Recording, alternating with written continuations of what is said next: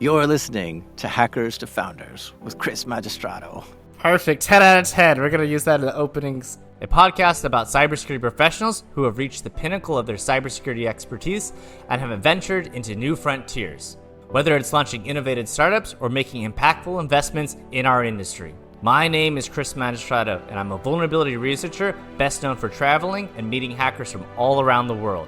The most surprising one is when I was at DEF CON, and I had thought, right, like I'm saying now, oh, it'd be nice to get Chinese, nation-state hackers on the show. Well, at the time, I thought it'd be nice to get the NSA on the show, but that's never going to happen. They're never going to admit to their hacks. And I was at DEF CON one year, and I got a tap on the shoulder. And I'm using what little extrovert skills I have to introduce to you hackers that are changing the world. And don't forget to like, comment, and subscribe to the channel. It really helps. And if you're on Spotify, please give us 5 stars. Thanks. And welcome back to Hackers to Founders. My name is Chris Magistrato, and today we have the privilege of having Jack Rhysider, host of the hit podcast series Darknet Diaries, with us. Hey. Hey. A hacker who didn't just create a podcast, but whom created an entire community that expands and grows by every episode he creates. He is a master storyteller who improves his abilities by learning and growing, listening, and reading the books to improve his craft, and even taking online courses in story creation and storyboarding. Join us as we dive deep into the challenges that he has faced when building his empire and what he plans to do next. Jack, welcome to the show. Thanks for having me. Wow, that was quite an intro.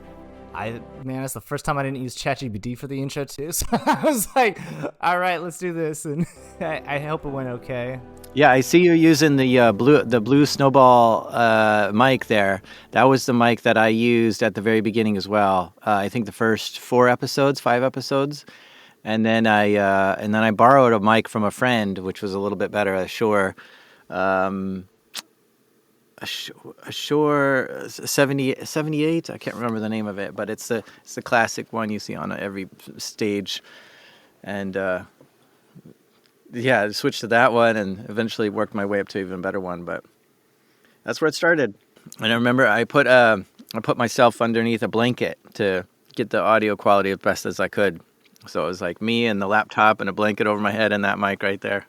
Yeah, I heard you say that in one of your interviews. I think I saw like 3 interviews in prep for this, and I would do that too. But then like the whole video is gonna be terrible, and I'm in this massive room, so like it's just, I don't know, like it looks you silly, I think. But it's even as I have this, and I know this is like the beginner thing.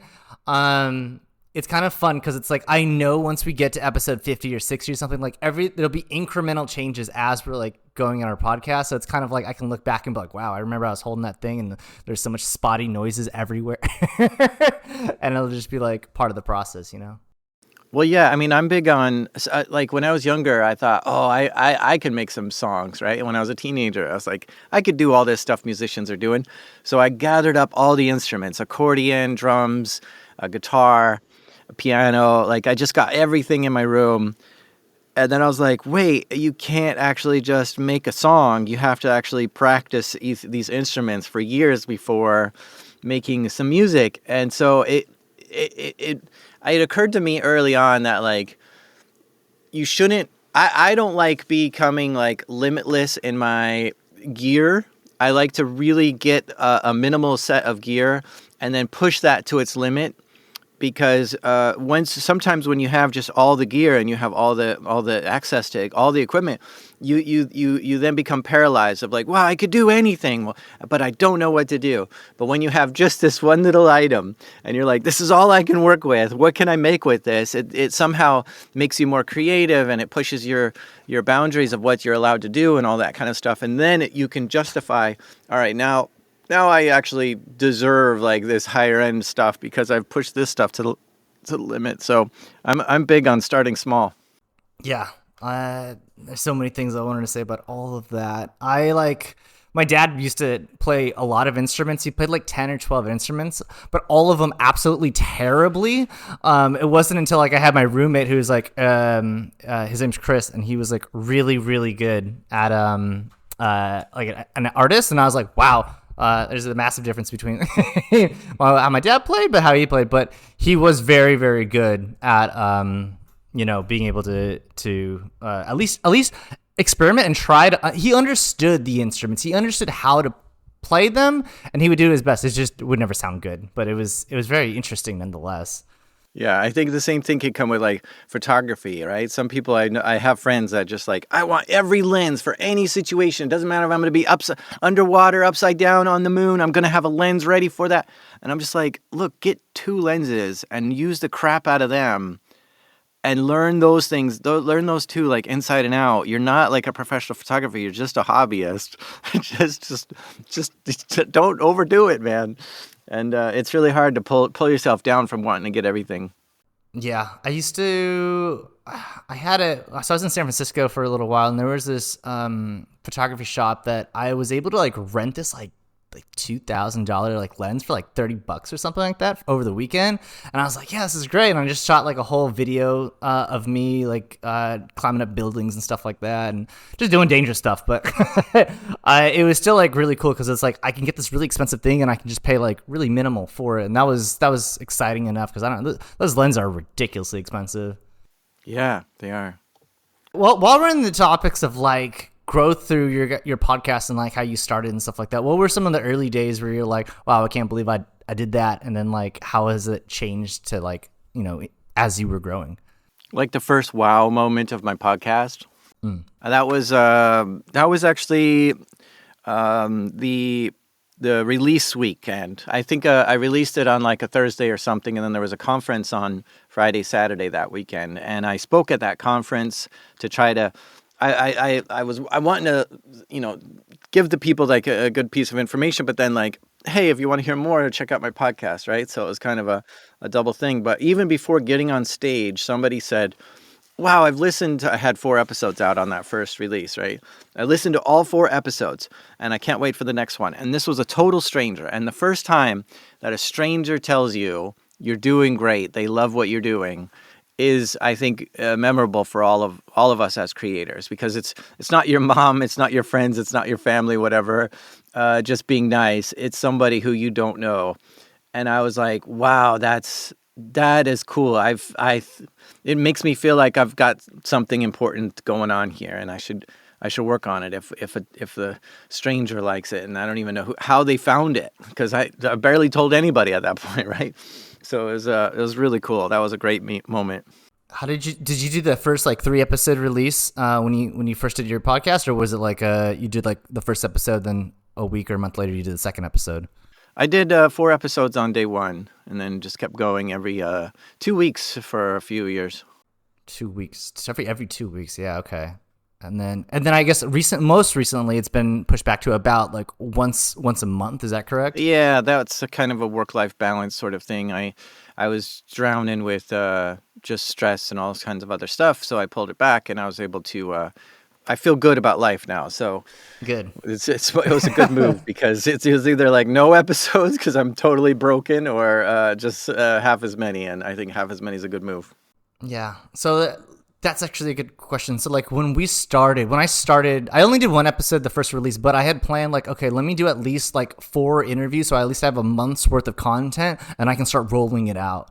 Do you have like an amount of like content that you have like kind of staged up already that it can be released? Or is it kind of like, do you feel like you're always pressured to be like, okay, we got to get this episode out this month or whatever, and it's like pretty close to the wire? I'm usually bad at getting ahead, and I'm usually just working every month just on the next one. So that's just how it's been for years. But just recently, I was just like, I'm tired of like barely getting it, and now I've got a good buffer of episodes in the queue. Oh, excellent! It's exciting to hear. So I want to talk about the book that you had mentioned. You mentioned a few different books. You mentioned actually a few books. So the 2 that I've been reading is the Superfans one, as well as the Make Noise that you had recommended. So the for Make Noise, how has that book like inspired you to do what you're doing? I can easily tell like just by reading it, like, the way that the author is speaking about creating a story and the way that you create stories through your podcast, as opposed to how mine currently is, where it's just the interview process that, you take those interviews and then you create an entire storyboard around it. How has that book helped you or like guided you on that path? And like, what are some ways that you create a story just from an interview?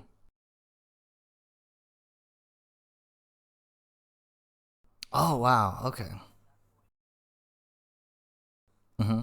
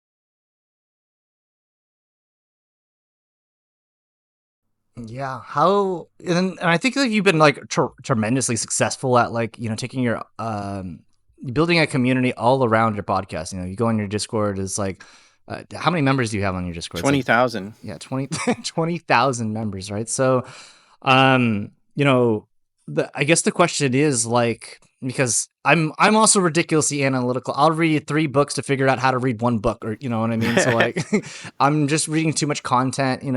At a certain point, I'm like, I just need to start and do the thing. But I want to kind of hear if you've had any strategies and things that you've had to like encourage the people that are listening to your content, your fans and stuff like that, and have them like go to become like a super fan. Yeah, so Superfans is the other book you mentioned. That's by Pat Flynn. He was a podcaster that I listened to a ton of, which is he has a show called Smart Passive Income, and it's just like he just interviews person after person after person of how they were able to start a business and have it be passive income. And it was just so inspiring to listen to him. But Pat is just such a guy who's so down to earth and so honest and so kind, and he's a person that you really just trust and is genuine and is just such a nice person and like that came across to me as just like, well, I could be friends with him. I think he could be friends with everyone on the planet. Like he's just such a friendly person.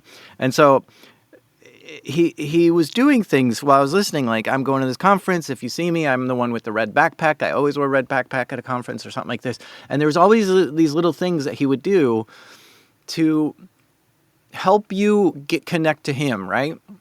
So he had these places online that you could hang out with him and all this kind of stuff. and then he created this book called Superfans, which is like, I think the premise is if you had 1,000 true fans, and that's all you really needed to really sustain yourself, right? So if you had 1,000 people that were, giving you $10 a month from Patreon or whatever like that, that's enough to live off of, right? So it's 1,000 is a lot smaller than if you think about just like, well, I need millions of fans before I can finally make it. No, 1,000. That's it. But you need them to be truly, truly into what you're doing. Like they just are there for you 100% on what you're doing. And so how do you take a fan from just a normal fan to a super fan? Well, you can make those connections with them. You can hang out with them. You can give them gifts. You can be, you just be nicer to them and do things to them where you're just like continually supplying value to their lives and improving their lives. And when they just like, they're just like, okay, you've done so much for me.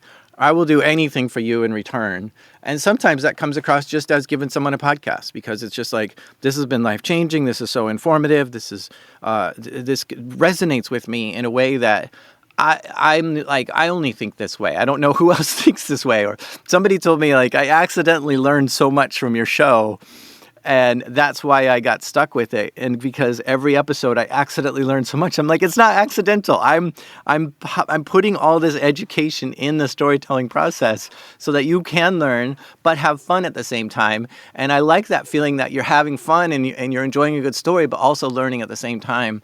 And that's kind of my secret sauce of how I want to structure my show. But it does provide quite a bit of value to people, where they feel like, I'm having fun, I'm listening to this, but I'm also getting tons of value through education and such. And that just, it comes back to me in quite a big way. People return the favor in huge ways. So it's really great. Awesome. Yeah. There's been multiple like road trips to the US where we'll put on like your content and be like, let's just listen to this for like a few hours as we're driving through. And so it's always been like, it's been an easy ride. But yeah, you being able to create the content and being able to actually shift and like educate people is really unique. You also like share a lot of your personality. One of the more recent episodes with the dubsteps and like talking about how there's dolphin noises and like they're communicating. That was like super, super unique. I'm like, cause I'm a big fan of dubstep. So I was like, okay. And then he's like, there's dolphins in this. I was like, what is he talking about? And like, I had to like step back, and I thought that was really unique and interesting. Well, this is one of the things that I do with my show as well, is like, if I'm going into a community that I really don't know much about, which like dubstep is just not a music genre I know much about, I'm going to immerse myself in it so much. So, there's stories where I think there was one where the guy was, I think, running from the law. And it told me what checkpoint, on the freeway that the police finally caught up with him or something. And so I went on Google Maps and I did that exact same route from where his hotel was to where he got arrested. And I just went every single picture all the way to imagine I'm driving that same route, right? Or if there's some sort of city in some country that someone lives in, I'm going to walk the city. I'll bring up YouTube, like walking tours of their city, and I'll just watch how that city moves and breathes. And same with that dubstep one. If I'm going to be doing an episode on dubstep, I'm going to listen to hundreds of hours of dubstep. I'm going to go to a dubstep concert if it's available. I'm going to do everything I can to get to the bottom of like, what's the core thing? What's the essence here? What do people really like about this?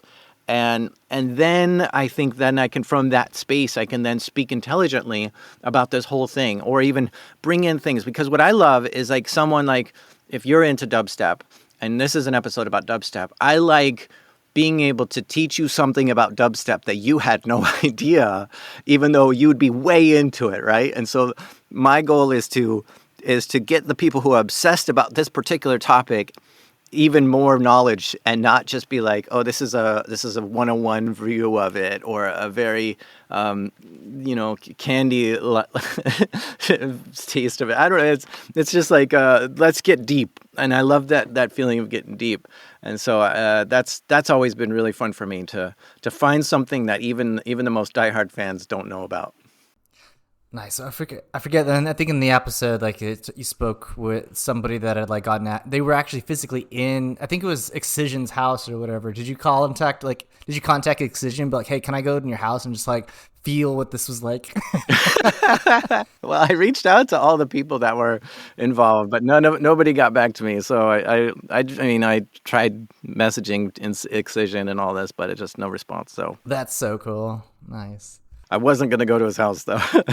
Do you know your success rate for like reaching out to like people that you're like, oh, this person would like maybe never talk to me, and then but you do it anyways? Like I've noticed that I always sleep so much, like I wake up more excited the next day after I send out a bunch of like emails or something, like, oh, I might interview this person, this could happen, and then like if it happens, amazing, but if not, like at least like I'm excited for the next morning. Have you ever like had an interview with somebody where it's like, I didn't believe this was gonna happen, and then it happens? Yeah, many times. I mean, I think the way I like to structure the show is I want to get the guests on that would never talk before or will never talk, right? So the Russians state hacking group, the Chinese state hacking group. This would probably be able to be the most epic, ideal guest ever to hear them talk about how they hacked the United States, for instance, right? And all this sort of stuff.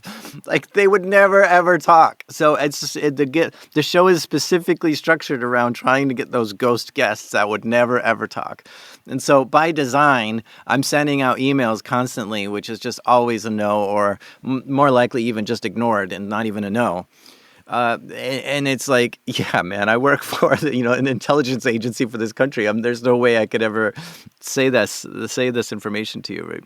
And I'm like, yeah, that's the point. Is like, if there ever is a time where there's a story that hits the public or something like this that is available, and other times I'll meet some FBI or CIA agents at a conference. I'll just run into them. I'm like, tell me a story. Let me get the mic out. They're like, no, I can't tell you a story. It's like, okay, there's got to be something that's hit the public that you did, that you were involved in, and you could just tell me what was known from the public perspective. But because you're the one that was there, it'd be nice to hear your voice, right? So we try to find that common ground of where it is that you can speak, even though you can't speak.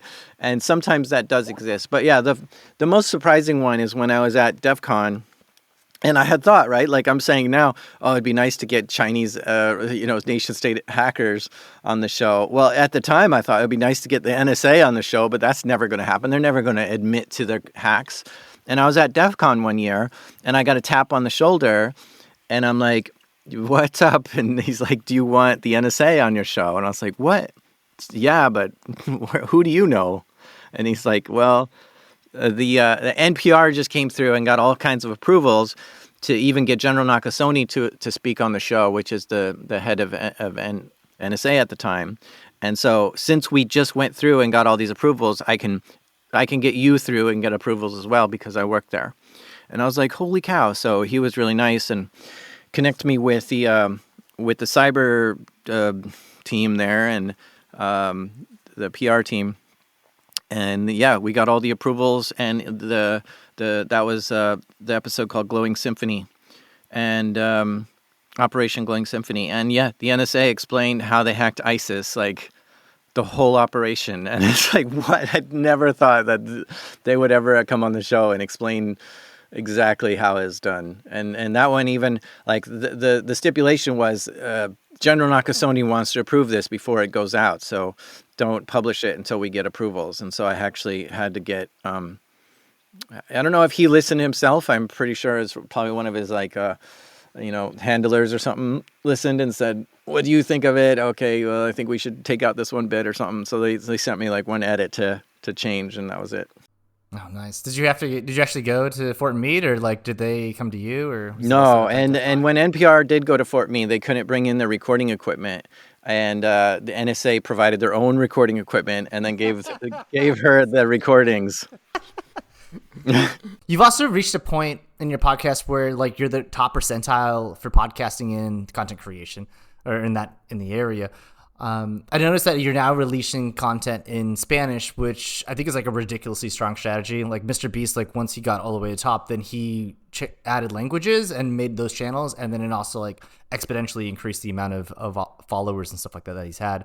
Was the strategy to improve your top funnel fans that would come in as a result as having more people, and like how much overhead does it take to add more languages to your content? Yeah, it's incredibly difficult. I've spoken with studio after studio after studio, like, can you do this? And it's very complex, and nobody really wants to. A couple people. There's always a volunteer that emails me and says, hey, can I make your shows in this language? I was like, good luck. There's no way you're going to do it. It requires a ton of effort. Number one, we're talking 10,000 words to translate. So that's going to take you like 4 hours just to translate it into English, or it's from English, whatever language you're doing. And then we have multiple guests and different news clips and such like that in there. So are you going to have different voices that are going to be, narrating each part? And there's like 20 songs involved. Like it's a whole process. And then the narration, that's gonna take a while, and you're gonna have a lot of struggles with that if you're not used to doing that. So it's quite a thing. So people try it, but they don't get very far, just on their own. And eventually, I did connect with a studio in Spain, which can do the translations for me. And yeah, that's quite pricey, and it takes quite a long time. In fact, it takes them just as long to translate an episode from English to Spanish as it does for me to make a whole episode. And so I don't know if they'll ever catch up. But it's quite a thing. And so Spanish and German are going to be the first two that I focus on. And hopefully that does increase the listenership and just the spread and awareness of the world. That's really all the goal is right now. It's not so much... podcasting doesn't make a lot of money when you have smaller audiences. So unless it becomes a big audience, it's really not going to be anything profitable. But it's fun to experiment with new things, and to hear different Jack Rhysiders around the world is funny as well. No, that's terrific. I think that's brilliant. I did a talk at B-Sides Columbia. It was about 2 years ago. And one of the complaints was like, we don't have enough like YouTube videos that are in Spanish to learn cybersecurity content. Like we have to produce our own stuff because there's just not as much stuff. That's what they were saying. So I was like, oh, okay, interesting. I wonder if we take our content and make it into Spanish, should it be more viral there, and like all of the Spanish speaking countries as well. German's also really smart too, because you have like CCC and all the like the hackers in Germany, which I think is Germany is quite a popular place to listen to my show. Now the AI is coming along, right? So that's not quite here yet, though. Like if you translate from English to another language with AI, it's like 95% of the way there. And then when you translate and then you narrate that using an AI narrator, then they're only going to get like 95% of it right as well, right? So now that's cumulative. So that's kind of more like 80% value, or 80% of the way there. I don't know if you've listened to anything in a foreign language, and they're like, yeah, that's not quite right. The tone is incorrect. They're too robotic in the way they're talking. This is the translation didn't come through just right, and so it's just not there to my standard for AI. And I think maybe 3 years from now it probably will be, and that'll be fun when you can just switch push a button on your player and be like, just show it to me in my language, because I think that'll probably happen soon. Yeah, I think that's going to happen real soon. But I would even guess it's going to happen the next year or two. I think it's going to happen way sooner. We had like Will Smith eating that spaghetti AI stuff like last year or the year before. Like really recent. Now they're making it look like the girl in the video who's looked like she was at TEDx. Yeah, it's amazing how far it's come, but it's still at this kind of 80% of the way there situation, and getting that over that last mile is going to be something. I mean, I think with any tools, you know this better than I, like, you just got to accept, like, a specific percentage of, like, shit, you know what I mean? It's like, okay, like, I've been using, because I was doing my edits, and it was taking literally 40, 50 hours just to do, we'll take the 2-hour content, and then we'll cut it up into anywhere between, like, 60-second short-form content, and I was able to do about 31 different pieces of content, but that took, like, 50 hours, and then we're using like Opus Clip, and then I just give it the video, and then boom it up, produce like 150, and it's not good to the point where it's like, this is exactly what I would clip, or like this is how I would edit it, but it's the degradation's like maybe like 10-20%. It's like, okay, it's good enough for me to save the 40 to 50 hours that it would originally take. So for me, it's all right. Yeah, that is a hard trade-off for creators. Yeah, you'll go really deep into like one area and be like, it's not perfect. Like, I want to add more things. Like I had every time like I have a guest on, they'll mention names of other hackers or people. I'm like, oh, in my video, I'm gonna put a clip of them, and I'm gonna do it. So like my first few episodes, I don't know about for you, I spent so much time in the creative section, so it's like really polished. And then as I was like going a little bit down the line, I'm just getting exhausted doing all the editing and stuff. So I was like, it's been like a flow of like less polishy. Yeah, it's hard to keep that edge of like, okay, I have this quality. I think for me, I keep searching for higher quality and trying to push things beyond. So I'm glad I kept on to that, and so I use a human translator when I'm transcribing things for like just the transcription, and as well as all humans for doing the translating as well. I do use AI for quite a bit of other things though. Such as I have a lot of artwork for each episode, and making that artwork is really a creative process. And so there's a lot of like before AI, I was using Pinterest and I was sketching things out, and I was just looking at tons and tons of artwork. And now with Midjourney, I can just say, what would it look like if somebody were to steal a bicycle on a computer? It's like it doesn't know what's going on. So but then it gives me like a little clue of like, well, there might be something here, and so I can go down this like idea rabbit hole. And so Midjourney, I spend hours creating each episode artwork, and so Midjourney is just kind of one of these idea centers where I can just play with ideas there. And then once I have the idea where I'm like, oh, good idea, Midjourney, and it takes 3 hours to get to that idea. It's not like, oh, AI did this. No, it's okay. I'm going to spend 3 hours working with this tool to find the best idea, and then I have that idea and I give it to my artist and I say, okay, here, this is the idea I want to run with. Yeah, I must have spent, I think, not as much time, but maybe like 50, 100 hours or so playing around with Midjourney when it first came out. And there definitely is an art to like doing the prompt engineer, to like being a prompt engineering, to like put the specific weights in depending on like what you want to do, that unless you actually use it or play with it, no one knows. They just think, oh, you AI'd it kind of thing. Yeah. It seems like such a simple thing, but there can be a lot of work into it.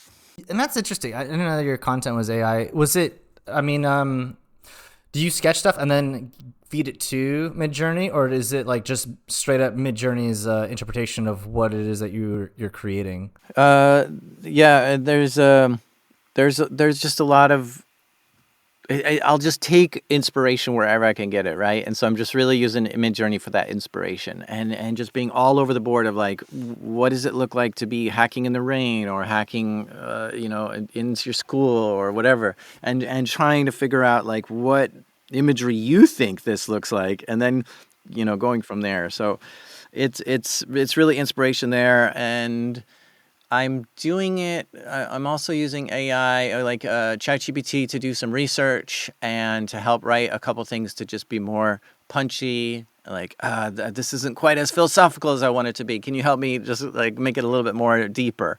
And so it'll help me rewrite a couple things, just like a paragraph here or there. And of course, with the research, you've got to double check. Like, okay, thanks for showing me. Like, I'll ask for intro anecdotes. Like, I just need a funny story about like maybe hacking in the 1800s or something. And it's like, oh yeah, there was a guy who used this computer to hack his apples or something. I'm like, hold on, no, this couldn't have happened in the 1800s. And so you got to really double check on this sort of thing. So it's given me quite a lot of fake things that I'm really excited about, but then I'm like, no, none of this happened. And oh, sorry, I made that up. Yeah, that's exactly what it is. It's like, oh yeah, you're right, this didn't happen. I'm like, why did you tell me that it happened? Why are you lying to me? Yeah, but it is quite a powerful tool to do research with, to try to find stuff that you would never have noticed before, because it seems to have read every book and every article and everything. Yeah, no, I think we're at a point where it's like, it's almost, I don't say a waste of time, but it's going to be silly of us to like start spending so much time like ingesting information in that way. And now it's kind of like, if you have the tool that will be able to, that knows everything, how can you best ask it to get the result that you want? And I think that's going to be like the next the wave of like being able to utilize like human intelligence, is just the way to craft the question, and the question is going to be the most important thing in order to get what you want. So with that, do you also utilize like ChatGPT for storyboarding and stuff like that, or like guiding you in that now, or do you kind of design that out and then use ChatGPT to fill in the blank? Yeah, I think it's more like I can craft the story pretty well in my head. And whenever I asked ChatGPT to just sort of make me a show like Darknet Diaries, but like here's the topic, it never like comes close. It's really awful. Um, Notebook LLM is kind of, or Notebook LM, the Google thing is kind of an interesting thing here. So you can give it a bunch of documents like here's indictments and prosecution notes and all the court records. Create a podcast for me, and it is quite amazing because now it's only referencing the documents you gave it, but it creates these two characters, this guy and this girl, that just talk back and forth like, "Oh, did you read the indictment? Yeah, let me tell you, we've got all the secret stuff here. Like these are some serious documents we've got our hands on, and we're gonna get into all the details. And they're just so funny. They have jokes back and forth, and you can actually listen to an actual podcast that they make from it. So Notebook LM is it's surprising of what it can do, but I don't think it's working in the style that I make shows with. I really have, I think, a unique style that I don't think ChatGPT or any of these other tools are able to write in my style. So I really have to train it quite a bit and have it like rewrite things for me again and again and again and again before I finally get it to write something that I think is worth my time. And so at that level, I can really only work at it with like a paragraph or two at a time because it just can't do anything longer. That's actually, you bring up an interesting point. So do you feel that there are other podcasts similar in your type of storytelling that you have experienced, or other podcasts or content that you've like listened to that also brings you inspiration for yours? Yes. There's a show called A Rabbit Hole. I think New York Times makes it. And I feel like it's one of the most amazing audio journeys that you could go on.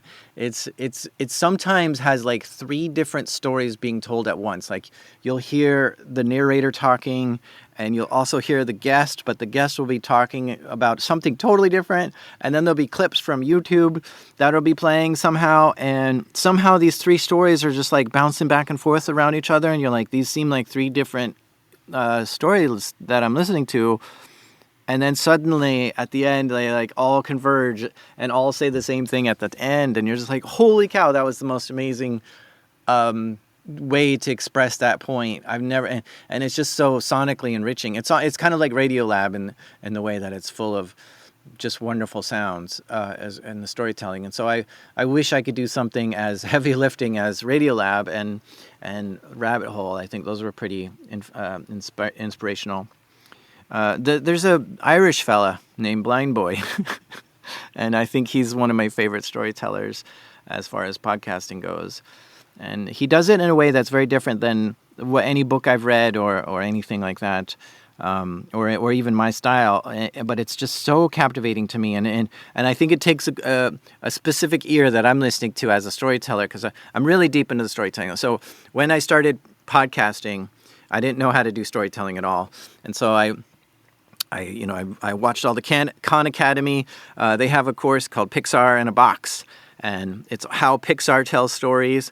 And I watched some other courses and stuff online. And I actually met with some of my heroes, like a lady from Criminal and a guy from This American Life. And I met Roman Mars and some other people that are just like really, how do you do your storytelling? And I asked them very specific questions, and I just went really deep into storytelling, right? And so you get to that point, you're like, I've seen it all, I know all the tricks and all this kind of stuff. And then Blind Boy comes and he tells me stories that are just like, how did you think that through? That's the most incredible storytelling I've heard in so long. That's amazing, and it gives me chills sometimes. So it is one of those things that's like I'm now stepping on the shoulders of some of these other giants, and I'm reaching up to the new heights, it feels like. And so that's what I like about Blind Boy, is it gives me a whole new perspective on how to tell stories. How does he tell it differently in terms of like the other storytellers that you've listened to? So he weaves in like his personal experience with pop culture and lore and history of Ireland, and music as well. He throws in there, and sometimes art and stuff like this. So he's just kind of teaching about this, but then also mental health. And so this big swirling mass of stuff that's happening is he's teaching you about these things, but he's also telling you about his morning. He'll start out with the morning, and like, I woke up this morning and I just wanted some coffee, so I started going out, but it was really cold, and I thought, okay, it'd be too cold to walk to the store, so maybe I'll ride my bike. And so as I'm riding my bike, it was too icy and I slipped and fell. And so I had to go back and just decide to walk. And so the story starts out like that, and you're just like, man, this is just some throwaway story. And then he goes into like, on his walk there, on this incredible journey about like the history of art and music and stuff that he listened to on the way, and it does this thing, and you get so lost in that, and then he ends up at the store at the end, and you're like, oh yeah, I forgot he was trying to go get coffee. And so when he ends up at the store, you just have this big payoff of how all this stuff comes together, and then when he gets to the coffee shop, there's like this piece of art that he was just thinking about the whole time on the way there or something. And so it's such a masterful way of throwing in this personal anecdote of something that just doesn't make any sense at first, and then having it just tie in together with the history of something, and it just sounds like he's off the cuff too, because he's like, shit, I didn't know I was going to be talking about art, paint colors for an hour. I just wanted to tell you about, man, I have like other stuff that I want to tell you about, and I ended up talking about paint colors for an hour. And so it becomes like, this wasn't even what you were trying to talk about. And it gets even deeper because of that. And it's just so wild. It's something that I think is pretty niche, but it's definitely a show that hits me perfectly. Is it like for these episodes, is there like a specific subject for them, or is it like he goes into something, he just starts talking, and then it creates and starts giving value I from think that? I think I started liking it because he talked about mental health and how he battles, certain demons and things that, like, especially as a creator, you hear like a bad review and you're like, oh man, maybe I'm not as good as I used to be. And so how do you deal with that sort of thing? And so it really helped me to kind of get out of depression, get out of a rut mentally, and all this kind of stuff. And I was there for that. But then at the same time, I was like, man, this guy is the craziest storyteller I've ever heard. But yeah, he sometimes talks about his own personal mental health, and sometimes talks about art, and sometimes talks about music, and sometimes and he goes into the crazy history that you would just never expect to. That's where the history of that came from, and it's more lore-like history than it's factual history. Like, this is what we've heard over the years or something, but no, the history books might not have actually covered it. And it's like, well, why didn't the history books cover that? That's a really fascinating thing. And if you just think about like ripped holes in jeans, like, where is this coming from? Why do we buy clothes with holes in them to begin with? Like, what is happening here? He might like look at that and be like, I got to figure out why ripped holes in jeans ever became a thing. And so he will find like where the first hole came from and try to track it through history. And then he'll explain like, this is a context collapse. You can't go and buy ripped holes because there should be a mark of like, this is when I ripped this pants, it was because I was jumping over the fence running from cops this one day. And that's an important story of mine. And you can't go to the store and buy a ripped hole and think that that's an important story of yours. It looks like you're rugged and you're running in brambles or jumping fences or whatever because you've got ripped holes. But it doesn't have the context. The context has collapsed entirely. And that's more of kind of the stuff he gets into, which is he explains, like, what are we doing here with this stupid stuff when in reality in the beginning it had a total different meaning to it. And I like that, where it's like, yeah, you're right. This makes no sense today to do it this way. There's a philosophy in there too. Interesting. So, like, even in his work, he's also doing like a little bit of journalism and like investigations, right? It's not just like him speaking. Okay. Yeah, he does quite a bit of research. I'd like to know, like, for you and stuff like that, do you also feel like, you do a lot of like journalism and investigations when you're doing your content, and like not solely a storyteller, or that it's part of the storytelling process? I like to think I have three hats. It's audio journalism, which is going to be a lot of research. InfoSec. I know a lot about InfoSec and hacking and cyber security.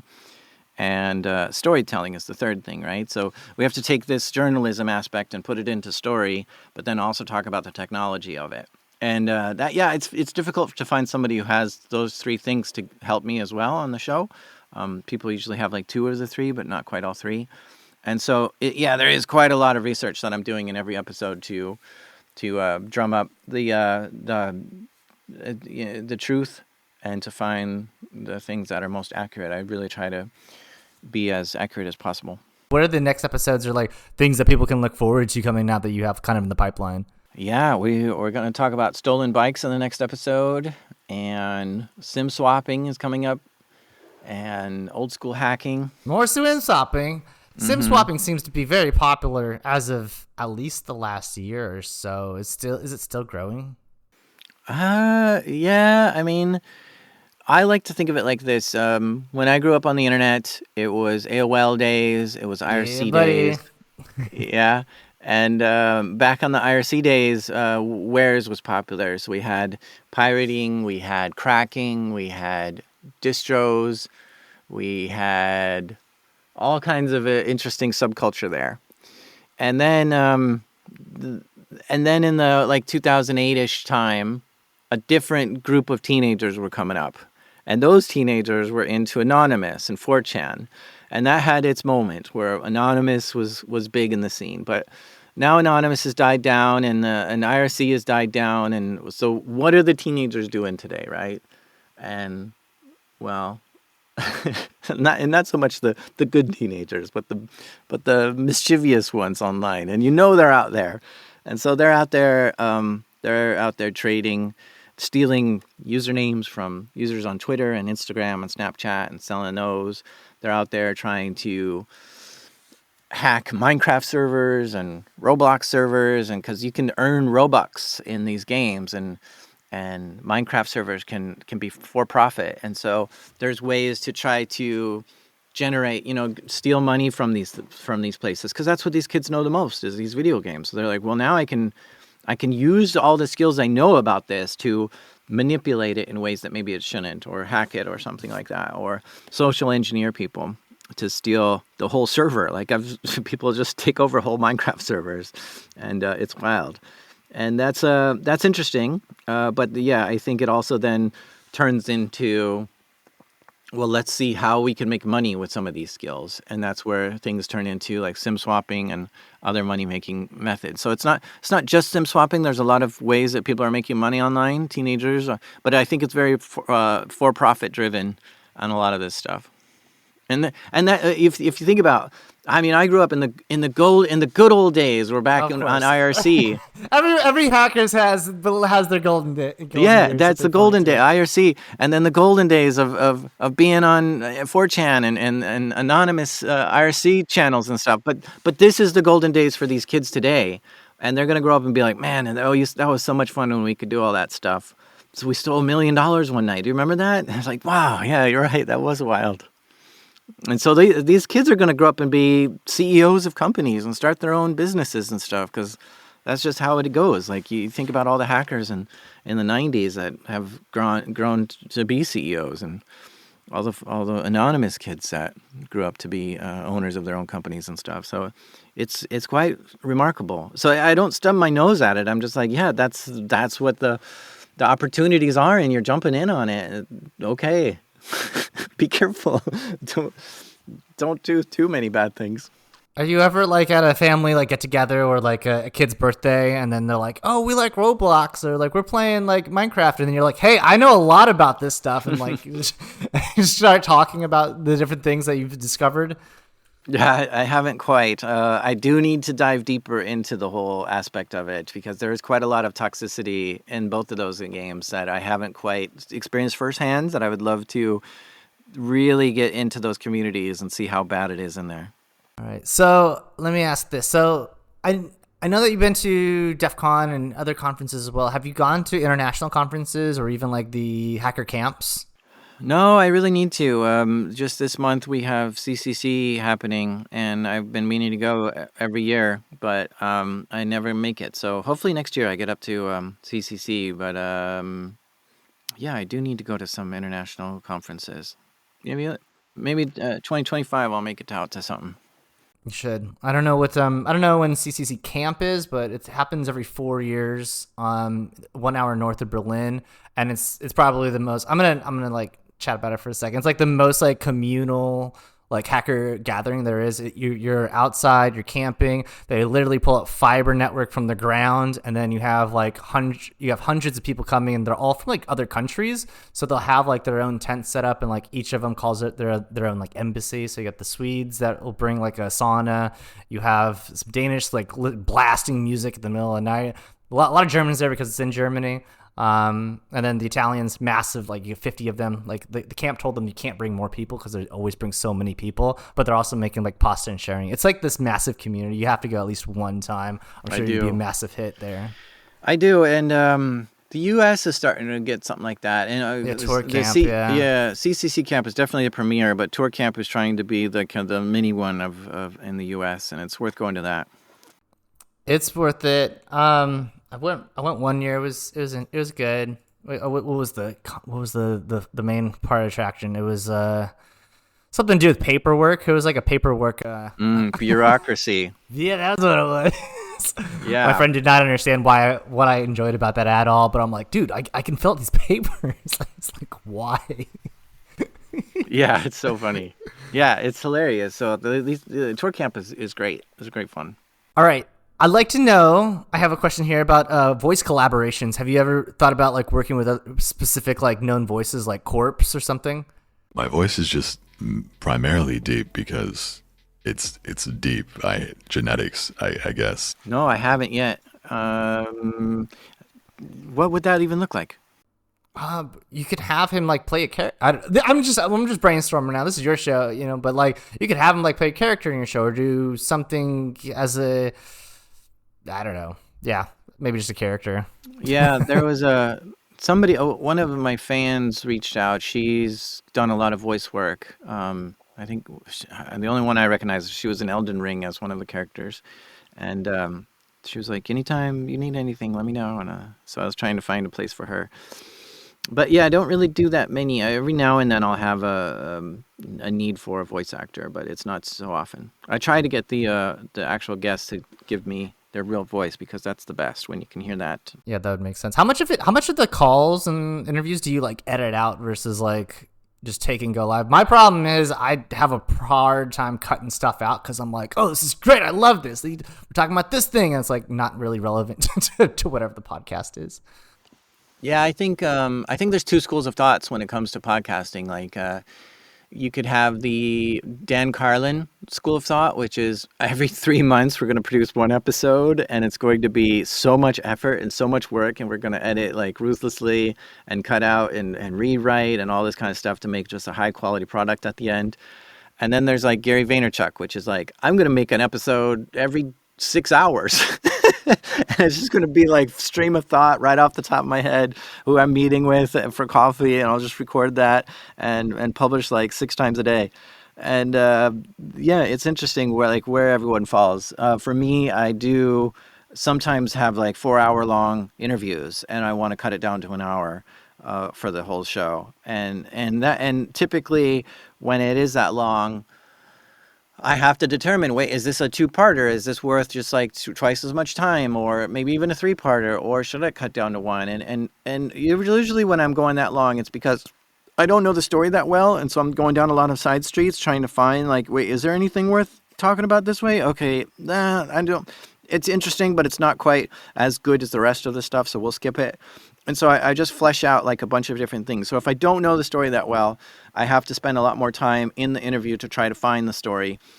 If I can research it quite a bit before, then it saves me a lot of time in the interview, and I know exactly what I want to ask all the way to unfold the story, and then I don't have to edit as much later on. But there's tons and tons of editing I do. It's a massive amount. You know what I'm wondering now that we're talking about the editing side of stuff is like, I think on that episode I think it was the dubstep episode where they're talking about like, oh, the unreleased stuff is like sells for this much. Do you think there's like a market for your unedited like content out there? No, I don't think so. That's like the same market as if I was to read the phone book to you, right? Like People think they'll just listen to anything I have, but I think that there's a lot of trash that I could produce. Sometimes I'll make like some real experimental stuff and send it to some friends, and some of them fly, they're okay, but then some of them they're just like, listen, I love you, but I cannot listen to this long of you just yapping on about this dumb thing. And so yeah, even the people who are the closest to me still can't tolerate some of the long yappings that I do. This brings a great segue into the next thing I wanted to ask. So sometimes that you're fascinated by a story, but you're not sure if you should put it in there. So like the FBI one, it was about social engineering, not like the hacking side of stuff. And then there's the counterfeit money episode. And then you said like you'll make an exception for this one. So for my podcast, sometimes I feel that like I'm not specifically speaking to founders, but I'm talking to people like not like startup founders, entrepreneurs, but I'm talking to people that are building communities that are actually, maybe it's a CISO and stuff like that. And like it's adjacent, but it's not directly there. But there's also times where in my podcast, like I'll never be able to like interview Arnold Schwarzenegger on here because he's never been a hacker. So I'd have to like really skew away. But my question is like, do you ever feel like you might create other podcasts or there's other types of like content and interviews and things that you want to do and stories that you want to explore that you are unable to do so in Darknet Diaries? Yeah, so there's that book we were talking about earlier, Make Noise, and in there the author says, come up with a 10-word or less description of your show, and that's the lens of your show. And so my 10-word description is true stories from the dark side of the internet. So there you go. It has to be a true story to begin with, right? If we're talking about fictional stories, people bring me all kinds of made-up stories. It doesn't fit my show, so that's immediately rejected. It has to be true stories. And it's nice that I have this 10-word description to be like, this is what every episode is going to fit into, this lens. It has to go through this lens. And it is nice to just be like, okay, that's cool, but that has nothing to do with computers, so I'm not going to bring it in. Because there was some guy that said he was followed by the FBI for like 10 years. And I was like, at what point does it go onto the dark side of the internet, right? He was just following you into cafes and stuff. There's no internet aspect to this. And so it is kind of nice to make that call, be like, nope, this one I'm not going to pursue because it just doesn't do it. But I think at the end of the day, the show is something that I want to listen to. I started it because I couldn't find this show, and I really like podcasts, and so I was like, I want to make this just so I can hear these stories, and that's I'm satisfying myself first and foremost. And so if there's something that's just like super curious to me, that is maybe adjacent to the dark web, or not even dark web, but just the dark side of the internet. I like that much better than dark web. Just the shadowy stuff that goes on. If it's somewhat adjacent, so for one, like you said, one episode I had a counterfeiter on. He was making counterfeit money. It's not quite dark side of the internet, but there is a dark side to it, a dark side of printing money in a garage. That's fascinating, just to kind of hear how he goes through the process of finding the paper and the inks and running from the law and trying to escape and stuff like that. It caught my fascination in a way that I was like, wow, this is a really, really, really good story. Does it fit in with my show? I'm not sure, but I love it so much that I'll let this one pass. And a couple times I've made an exception, but yeah, that's kind of the way I think it through. Have you ever wanted to be like, have everything like really adjacent to it, where it's like, this is not fitting in at all, but like I want to at least talk to these people because I think the story's interesting, regardless if my current audience would find it interesting? Yeah, I don't know. Like you start getting adjacent with social engineering stories, right? So you've got social engineering is where we want to test the physical security of your building to make sure it's secure. And so then there's someone like, well, I'll see if I can sneak in. And they try to sneak in, but they can't. The doors are locked. So they're like, okay, what if I convince the front desk that I'm here for maintenance and I need to get into the electrical room? And I have like a lineman's phone or something like that to show like, oh, I look like a maintenance worker. And that's social engineering, right? And so you take that and it's like, well, okay, well, what about social engineering someone to scam them out of money or sell them something that they don't necessarily have, right? So there's the story of selling the Brooklyn Bridge, the Eiffel Tower. And this is like, okay, is that anything to do with the dark side of the internet? No, it's scamming. And it is fascinating to see that that's how a social engineer could work. You could say, like, I think the story was the Eiffel Tower is like, oh, this thing is costs more money to maintain than it does to like actually bring us this money. So the cities decide to scrap it, and I'm part of that commission. I'm being commissioned to try to find a buyer for it. So I know you're a scrap metal buyer. Would you like to buy the scrap metal that was going to be the Eiffel Tower when we knock it down? And somebody took them up on it. They said, "Yeah, I'll buy the Eiffel Tower." So somebody paid money for the Eiffel Tower, and then that guy just disappeared and left town. And it's funny, right? Somebody sold the Eiffel Tower at some point through a scam. And that is sort of adjacent as well, adjacent in the sense of social engineering. And I have to really follow that line down the road to get there.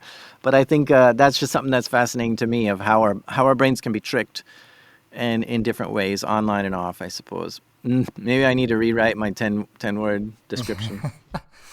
I've been rewriting mine for a few times because I'm like, well, I want to include this because I still think it's like good content that people would be interested in hearing, but I don't know.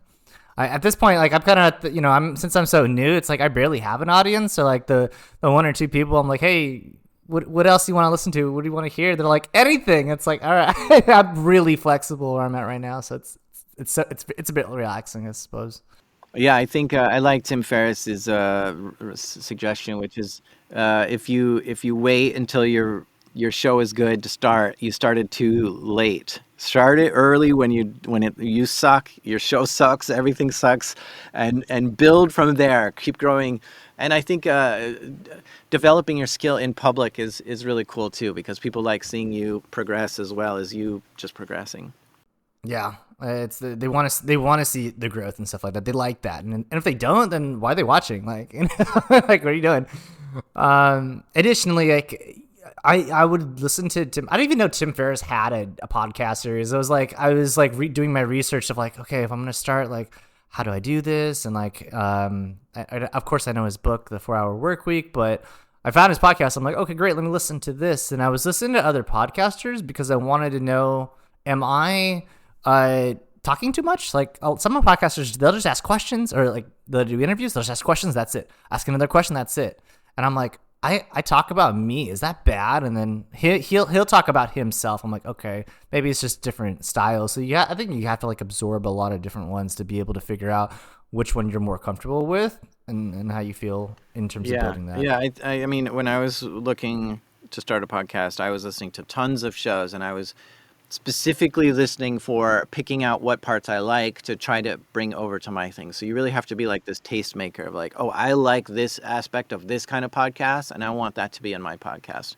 So the musical element of my show, that was a big thing, and I was listening very closely to how many songs people put in, how long of a gap between talking here and there, and the cadence of it, and there's the movement.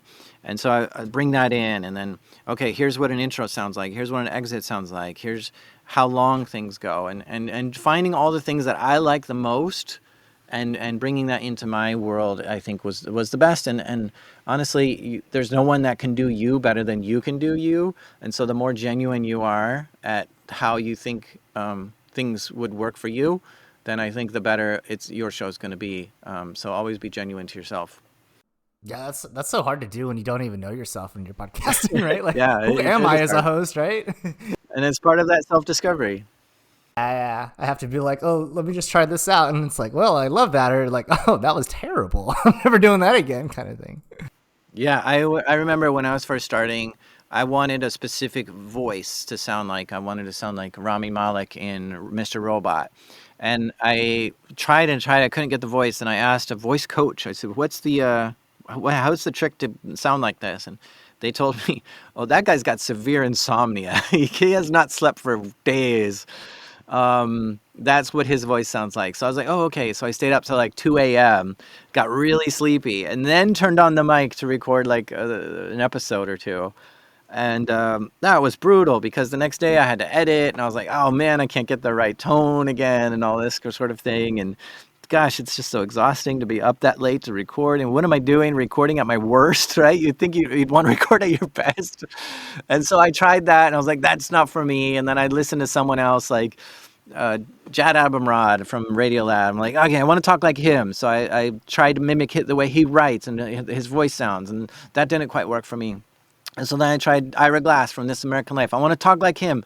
And I tried Scott Carrier, and I want to talk like him. And I tried all kinds of people, Rod Serling, and the rest of the story, that old radio show, and so much more, Malcolm Gladwell. And I tried to write like a whole episode based on how this person would write the show and how they sound as they're narrating. And even though I tried spitting image of it, not many people say, "Hey, you're copying this person."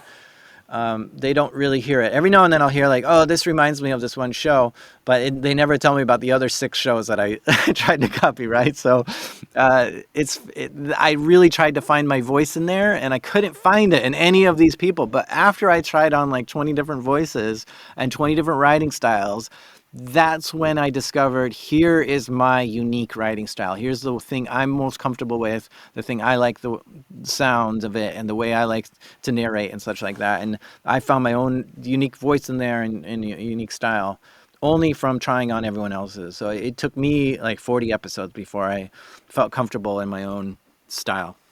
Okay, great. I think I got like 29 more episodes to figure myself out. My first interview was with Jordan Wines, co-founder of Vector 35 and creator of Binary Ninja. And he speaks so fast, and like I responded so fast, and now I'm like on all of my episodes now I'm just like, am I just speaking so quickly because my first guest spoke so quickly? So now I just go back and forth, because every time I hear myself in my podcast episodes, I'm like, I need to slow down, and I just get like upset. I'm like, I need to slow down, and like it's at that point. Yeah, it takes a while to find yourself.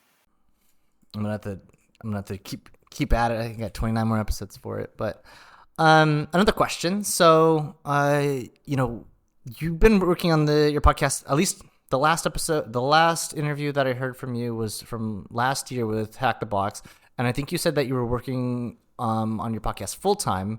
At what point were you able to shift over to be able to work on it full time, and like being able to be in a financial situation where that was possible? And how did you feel, and what was going on at the time, or right before what was going on?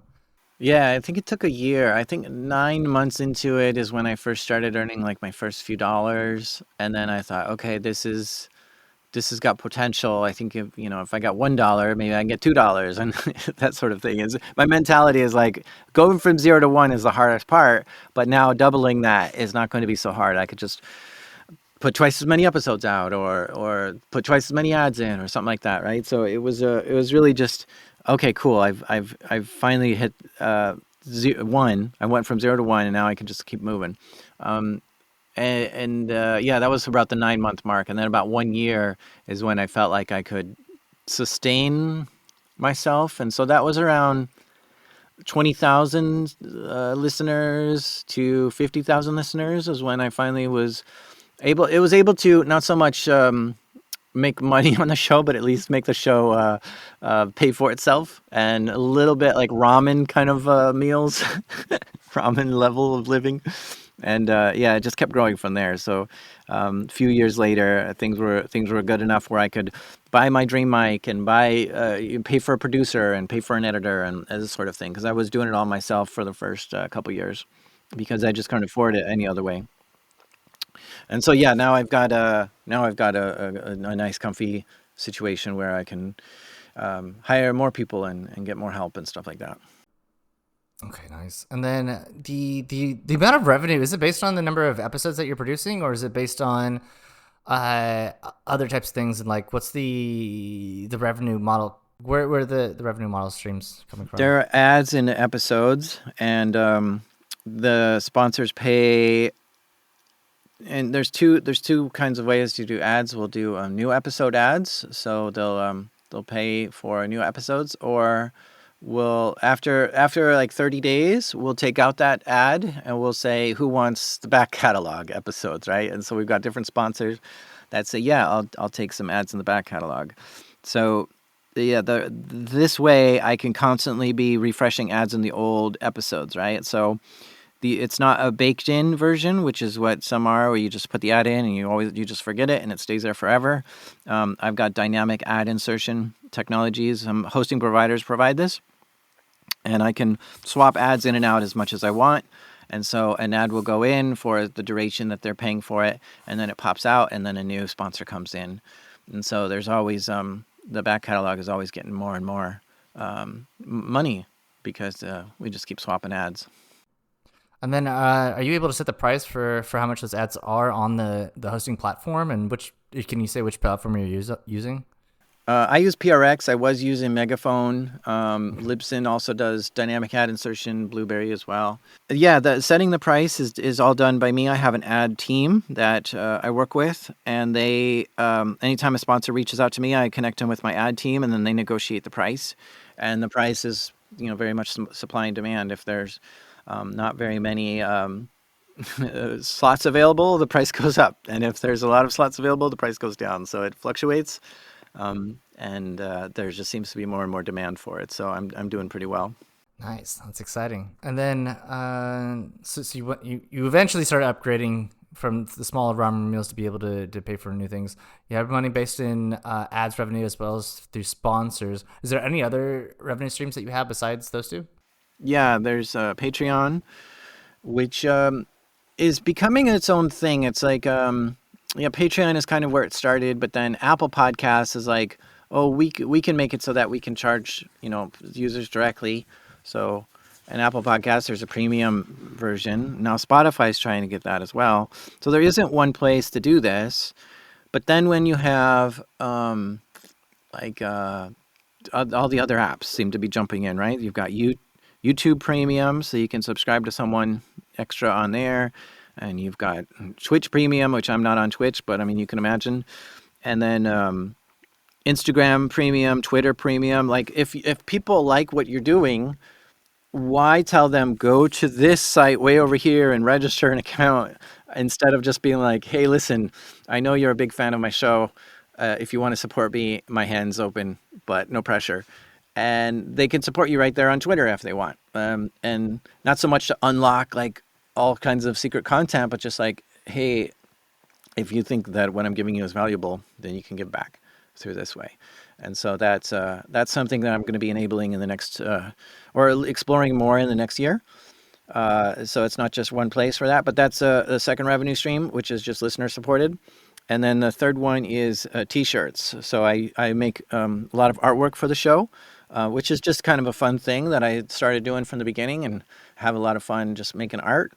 And that's turned into its own like T-shirt shop, and there's like 50 different designs in there as stickers and hats and stuff as well. So it's not just branding the show, but just a lot of cool designs that just spring out of what I'm making. Nice. How much can you talk about the amount of money that you're making, the revenue that you're making on the shirts and the clothing and stuff like that? Yeah, the shirts are about $10,000 a year in profits. So at first, I have an artist that makes these shirts for me or these designs for me. And so at first the goal was to support the artist, make enough money to pay for the artist. And then once that was going, I was like, listen, any extra money that comes in, I'm just going to like keep sending you like all this money and just keep sending me like shirt designs back. And I'm the one who comes up with the idea for each shirt. He doesn't come up with any ideas at all. And so he just kind of executes on my ideas. And at some point, it just became too many iterations of like, man, we're doing like, 4 shirts a month here, new ideas. I can't keep up with this. I got a podcast to run. I can't make 10 shirts a month or whatever. So I was just like, so I pulled back from that. And then the profits just started going up on the shirt shop. And so from there, I just redid the whole shirt shop. So I spent $10,000 on a company to refresh the whole page and to make it look good. I'm not entirely satisfied with how it looks. It doesn't feel like a $10,000 upgrade, but it's better. And so I wasn't totally excited about this change, but so that kind of set me back a year, right? I think coming up next is something where I would like to once again just have a solid amount of new shirts coming in and new designs and new artists art, and into the shop, and then marketing that as well. And so if there's a way to exchange, dimes, nickels for dimes, that would be great. So if I take out a $5 Facebook ad and it makes me $10 in revenue, that's a great exchange, and maybe I'll start doing next year, just to kind of have that be its own thing. And if I can increase the t-shirt shop sales fivefold, that would be a fun goal for next year. Yeah, sounds terrific. What's the highest percentage of revenue that you guys are bringing in? Like which of the revenue models? The ads and the episodes. The ads in the episodes. Okay, got it. What has been your most fruitful interactions in terms of your personal life as well as with Darknet Diaries? Personal life, I've recently started working out about a year ago, and that's been really helpful. Congratulations. Yeah, thank you. So I've been really taking it seriously, as well as food intake and such, just lowering sugar as much as I can and increasing the protein, and a lot of healthy gut stuff as well, like yogurt and kimchi and things like that. The gut has like 200 million neurons. It's like a second brain, and it can think for itself. It needs to be taken care of. But I think before that, meditation was probably a big thing personally. I listen to a lot of meditation and do a lot of meditation, and it's really good to connect with myself and listen to myself and understand my true self, and you sort through feelings and emotions and philosophies and ideas and find yourself there. And I think that was really helpful. Professionally, I think I've had quite a lot of fun going to these conferences and meeting people. It's always really invigorating. I think it was invigorating going to conferences even without having a show, just seeing everybody else doing all the stuff and how much they've worked on, what project they've been working on and what they're showing. It's just like, dang, I want to get involved with that, and I want to get involved with that, and it's always so much fun. But it's just really special when I meet the fans as well, and it has its own level of energy that it brings me that can pull me out of whatever depression I'm in at the time, and just like pick me up, and I'll be back to soaring once again. So conferences are just great fun for me. Nice. Yeah. There's other like those going to DEF CON or the conferences. I don't know how the most recent DEF CON was, but like usually when I'll go, I'll see some talks or I'll meet some people. I'll just hear about what they're doing research wise. And I'm like, damn, everything's exciting. I'm like, what the hell have I been doing this entire year? I don't have anything to talk about or nothing as interesting. And yeah, there's some years where you do get to be able to speak, and that's always fun. But has there been any like advancements at DEF CON that you've like seen as of maybe this year, last year, or something like that coming up that you're like, oh, this is exciting? So at this last DEF CON, I had a party, and that was a wild thing. It was a new venue, so we nobody was sure what in the world was going to happen, and I decided. So when I go to these conferences, I wear a disguise. I have a big black hat. I've got sunglasses. I've got a bandana around my face. I look like a bandit jumping off a train, and I do that for privacy reasons. I don't want people to know what I look like, and so when I had this party, I gave out 700 of these exact same disguises, and so everybody who came in looked exactly like me. And so nobody knew which one was me, and it was so much fun because it was like it took me an hour to convince like a few people, no, it's me, it really is me. And they're like, no, it's not you. You look like everyone else. I'll find them. And I'm like, okay. And it was hilarious. I had such a fun time. It was Thomas Crown Affair in there where everyone was dressed the same, and yeah, it was just such a funny experience because of that. Are you gonna do that again this year, you think? No, that was so much work. That took yeah, this is the problem. Like that took 3 months of planning, and then I did a keynote at SaintCon this year, and that took 3 months of prepping as well. And so it's just like, what am I doing spending 6 months of the year on these events when I could be like I could be writing a book, I could be building a course, I could be doing anything like that's got this longevity effect to it. But instead I'm like creating this magic moment for just the 1,000 people that happen to be there.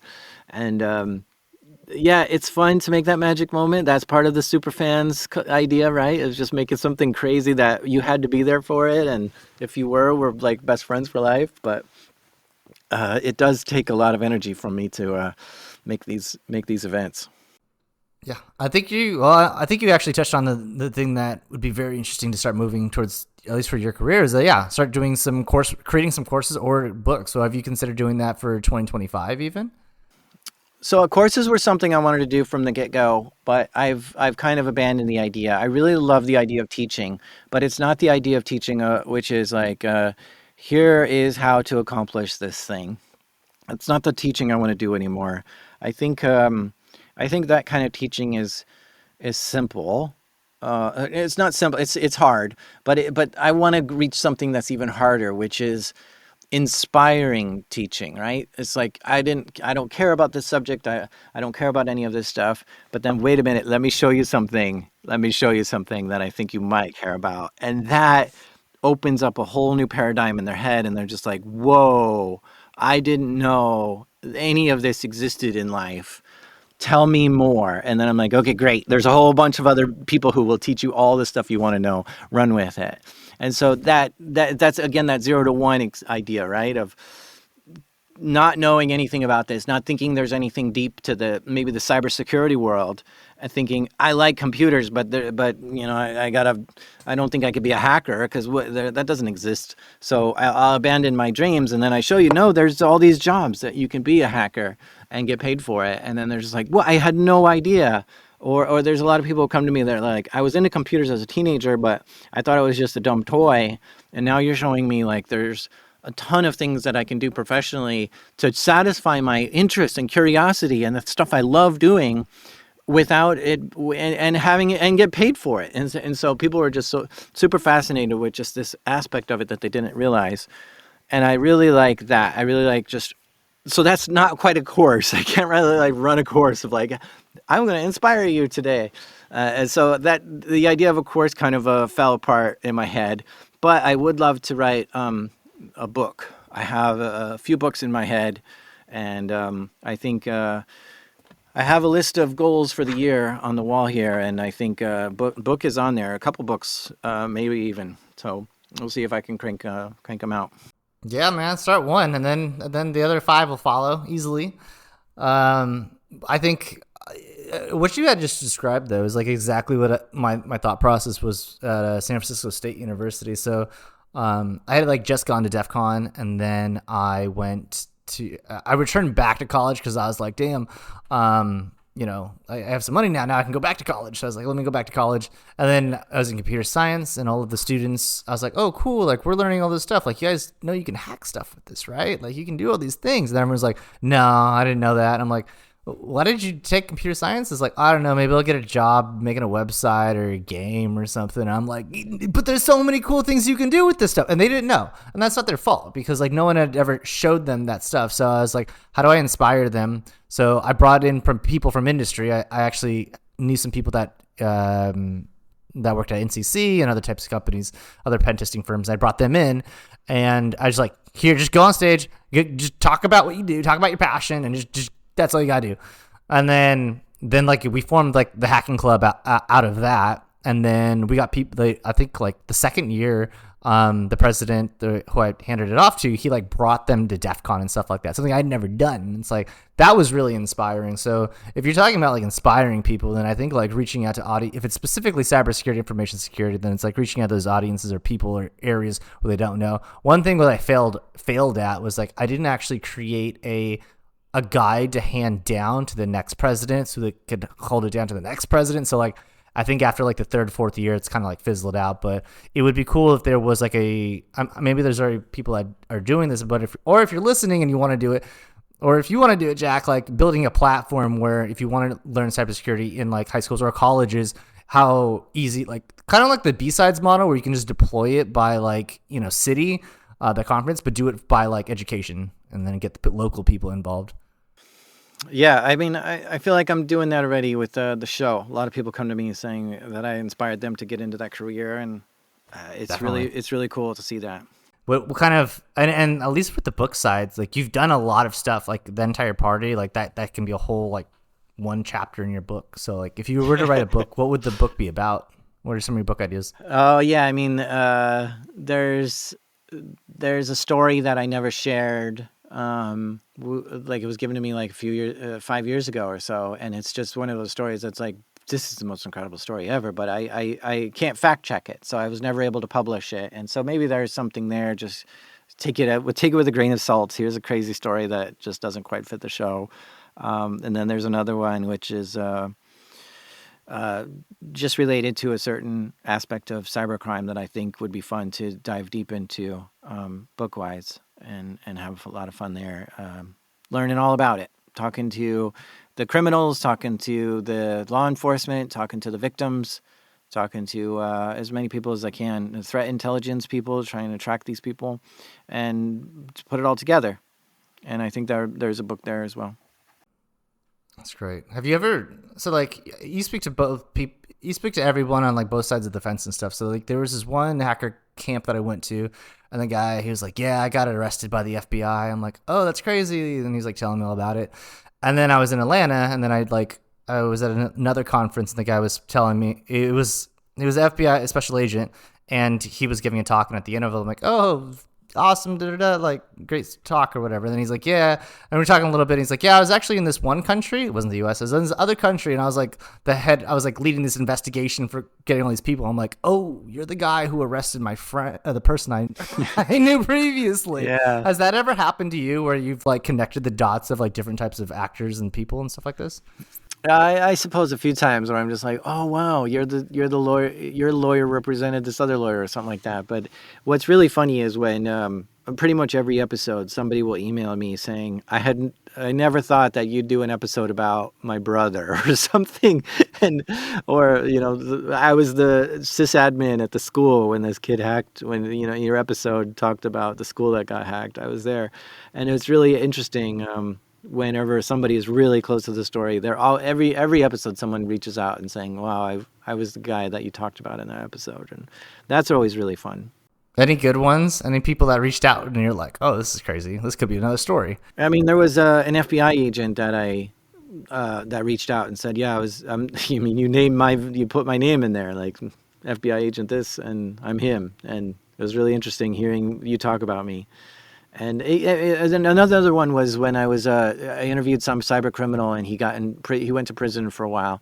And when I told his story, the district attorney from California who prosecuted him was like, I could never get him to talk. I'm so glad that I finally heard the whole story, because he just did not want to crack at all, even after like showing him all the evidence we had. And I can't believe he explained it all to you. And I was like, yeah, that's great. This was like post everything, right? Like he'd already been like crimed. Okay, then yeah, I guess he served his time and was done. So she couldn't get him on anything more, but she was like, I didn't know that's where he hid the thing or whatever. And I was like, okay, now you know. The question I want to know is like cultivating your fans and stuff like that. So how have you amassed like so many people on like Discord? So Discord was created by the fans themselves, which is great. I love when it's like self-moderating, so I don't have to do the work. So they created it, and then I joined like a couple months later, like, wow, I can't believe you created this place. And then that like, social media has evolved over time, you could say that at the least, right? There's a lot of places people are moving from here and there and all this sort of thing. But Discord has kind of been this place where I'm just like, this is where the people I want to hang out with the most are. And so whenever people get upset and start leaving Twitter and stuff, I'm just like, I'm fine right here in Discord, because this is where it is. So I've always been telling people like, hey, if you want to hang out with me, I'm right here. And so it's just fun to create this place for us to hang out. And it's great, because it's people who love me are in there, right? So it's just a fun place. It's like a free space for me to just be like, hey, I've got this, here's the art I made today or whatever, and I get all the love for it. So it's very flattering for me that there's that many people in there just for me. That's terrific. I love the support. Has anyone ever like, has it ever been the, how do you say, like inverse, where anyone is like talking shit about you, and then like the community is like, let's go raid them kind of thing? And you're like, no, chill, guy. It's amazingly like you think a hacker Discord channel would just be like off the rails and gross and slimy and weird, especially about the darknet, right? But it's amazingly well regulated or moderated, and yeah, there's some weird stuff that happens, but I think that is part of the what I do, right? So we'll have. We'll have some former guests get on and start arguing with each other and stuff like that, and it's hilarious. There's some moments in there. There's some moments. How do you guys like handle that kind of stuff when people are like acting wild? Like, has it ever been like kind of too crazy? Yeah, people get banned. There's a whole bunch of rules, so people get banned, and I'm just like, no, you can't ban a guest. He was part of the show. You got to bring him back on. So I don't run it, so I have to like ask the moderators, bring him back on. They're like, but he's being a jerk. Yeah, I know. But we can't bend the rules just because he was on your show. I know, but please, this time I'll tell him not to mess up anymore. So what guests do you want to see coming up in the future? Like I know we kind of touched on like those crazy types of interviews and stuff like that. But is there any ones that are like particularly in mind that you want to do? And like, have you traveled internationally for some of your interviews, or do you mostly take them on call? Yeah, they're always on the phone. I haven't really traveled much for interviews, but yeah, I think You got to do a world tour, man. You just got to start running around. yeah, I mean, it would be really fun to like interview Snowden and Julian Assange and stuff, and go to where they are and actually talk with them in person. But I don't know if that'll ever happen. Why not? Did you ask them yet? I've asked Snowden, but Julian, I'll let him chill out for a while. He's still decompressing, I'm sure. I don't know, man. Maybe he's waiting for your call. Yeah, I bet he's flooded with people. Yeah, and then I think on one of that interview with Hack the Box, you expressed that like you don't want to talk to people that are like currently doing criminal stuff. You want to talk to them like after they've been caught and stuff like that, because the story's like more so there. Is that correct? Yeah. If people are like actively getting away with crime, then that is kind of romanticizing the whole idea of it. And so I do like romanticizing it up until the part where they get arrested, and then I'm like, see, I knew you shouldn't have done that. you're in big trouble now, and of course you're going to go to prison. So when there is this arc where it's like there's a redemption, not so much redemption, but like you got in trouble for the stuff you did, that doesn't seem like it's really romanticizing it as much, because it's like, see, you do this crime and you're going to do the time. And those stories are more rare than people getting away with stuff. There's a lot more stories of people getting away with stuff, but I feel like it's my responsibility to be like not trying to promote this. And I mean, I think I got it. I got a warning from YouTube yesterday that was like, this is 2 step-by-step how to hack something. We are going to make you watch this mandatory video on what is allowed and not allowed on YouTube, or else you're going to get a strike on your channel. And so I have to watch this video to avoid my first strike. And so they, if I'm too like, here's how to ruin the world or whatever, then I think that's not being very ethical. So I've got some moral responsibility there to be like, this is you get in trouble if you do this, and see, I told you. Interesting. Was the strike from one of your episodes, or was it like other type of content that you had put up there? Yeah, it was a clip from an episode. So I think we took a clip on, here are the steps on how to, I don't know, steal a password or hack a bank or something. And they didn't like it. They didn't like that one? Okay. How close? Because I know that some people on YouTube, or some YouTubers are like very, very close with like the YouTube elitist. I don't know, like the group of like YouTubers where they're like, they decide who's going to be viral. They decide on the strikes and stuff like that. Are you close to YouTube and up there, or is it kind of still like there's some like leeway, or like you're kind of like in the middle between? Like... I didn't really care for YouTube at all, and then when they were trying to get podcasts going on YouTube, they reached out and said, what can we do to get your podcast on YouTube? I said, well, I don't have any videos, so I don't think it's going to fit. And by the way, I don't think podcasts work on YouTube because it's just audio, and I don't think you understand podcasts. And they're like, well, we want you to have video, and we want to entice you. So they worked with me for like a year to get me to come over. They connected me with some different teams to try to figure out how to get video for my show, even the back catalog and stuff.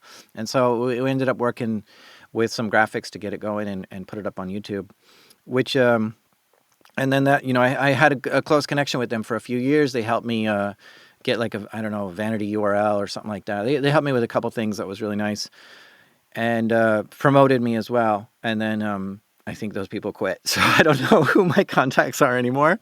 But yeah, it was for a little while. They liked me for a while, and it gave me a little bit of the honey. Were you able to get some like good revenue on that at the time, or still currently getting some revenue from Well, the YouTube funny ads? thing is like audio only has been the way I've focused. I'm an audio storyteller. I really don't care about video. YouTube is kind of a throwaway. Okay, I'll throw it up on there just because you're really asking nice. And recently, the monthly downloads for YouTube has exceeded my monthly downloads for audio only. And I'm like, oh my gosh, I'm having an identity crisis now. This is not, should I switch to YouTube? Should I become a YouTuber, or am I a podcaster still, or what is going on here? So I don't know what to do when my flagship product is no longer my flagship product. It's now my second thing is now my flagship product. So I've been experimenting with ads on YouTube, and I just throw in whatever the just monetize button does. And that's a bit different than the way my podcast earns money. And so my podcast earns a lot more money, but YouTube is getting more downloads, and I have to sort of maybe reconcile what it is I want to do there. Yeah, interesting. Maybe hire somebody that just the visualizations, and you just continue to do the audio. Yeah, I think for next year I'll be growing my team to help me with more stuff that I just can't focus on, because that's just, like I said, it's a secondary thing that I just put zero effort into. I have an audio producer and editor that does stuff, and I just leave it to them. It's kind of all automated. It's hands off for me. They do all the work to get things published, and so maybe I need to put more effort into it in order to capitalize on that.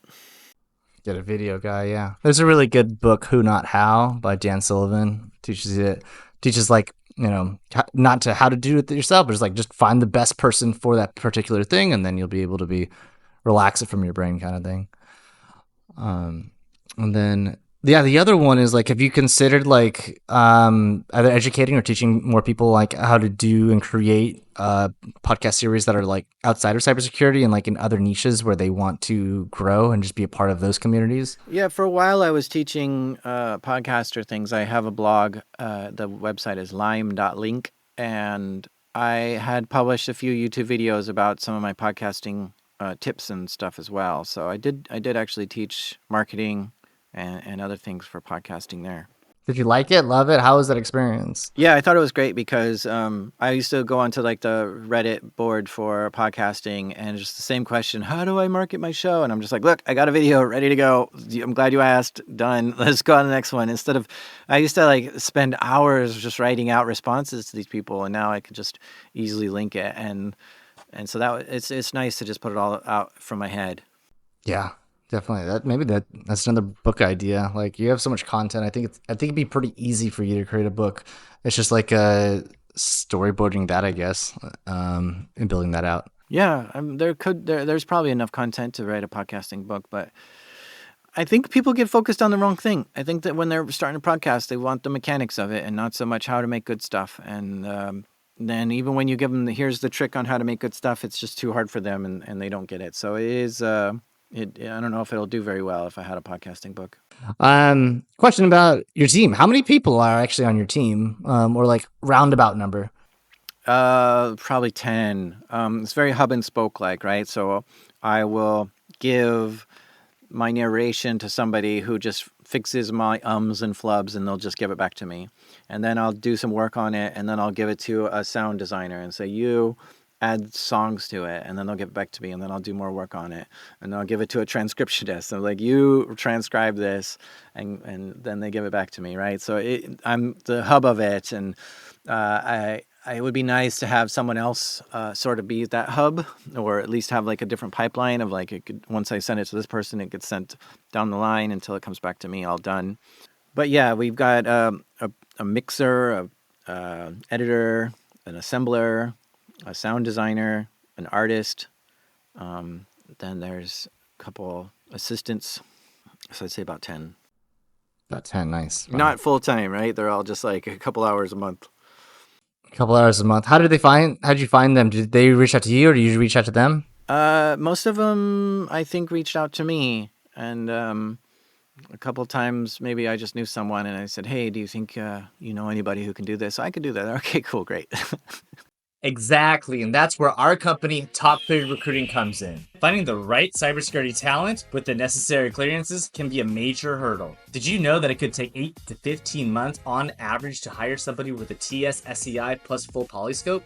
At Top Cleared Recruiting, we have a network of 1.3 million cleared professionals, ranging from C&O developers, reverse engineers, and data scientists. Whether you're working on offensive operations or data analysis, we connect you with the elite talent you need fast. Visit topclearrecruiting.com and let us help you to find the perfect candidate, already cleared and ready to go. Nice. It's great when it happens like that. What are some of your favorite types of interviews, types of people to interview? And who do you love to interview that you haven't yet? My favorite types of people to interview are the ones with the highest stakes, right? So you got this social engineering story about a guy who was paid by a company to break into the building. Well, if he gets caught, he just pulls out a note from his pocket and is like, no, your boss told me to try to break in. It's cool. And then they're like, oh, okay, good on you. But that to me, that's low stakes. However, my listeners love those episodes because they love all the ways that someone tricks to get into the building. My high stakes version of that is like when the CIA is doing it and they're like, yeah, if we get caught, our lives are at stake. We might go to prison for life, whatever that is. And so we have to like be extremely careful not to get caught sneaking into this building or exfiltrating this data or stealing these documents or whatever. And I'm just like, yeah, that's the real exciting stuff. And for some reason, those episodes don't do as well, but I love them so much more because I'm like, this is playing for real. This is no longer like Monopoly money. That's so funny. I think it's because like maybe it's because all the people are like, oh, I can imagine myself like breaking in. It's like, oh, I got to know it's fun. Versus like, yeah, of course the CIA they have cyanide capsules just in case. Like, yeah, we know that part. Like, yeah, I don't know. No, I only interviewed one CIA agent, and I keep courting a bunch of FBI agents to come on my show, but they're all hesitant. So I really don't have that many episodes where it is that high stakes. I need more of it. That's where I love hanging out. Okay, so you want some 3-letter agency workers or retired ones to come on and say like, yeah, so I can kind of talk about some stuff now. Yeah, I think so. That'd be really fun. Okay, cool. Let's see if I can try to ring some up and send them your way. I've asked like so many of my questions to just make sure like, you know, I learn more about you, your business and everything. So I'd like to ask maybe about like podcasters and other people that are like starting off in general. So like what tools would you recommend for people starting off? Right now I'm using like Riverside, obviously on it right now. And then we're using Transistor, so easy delivery.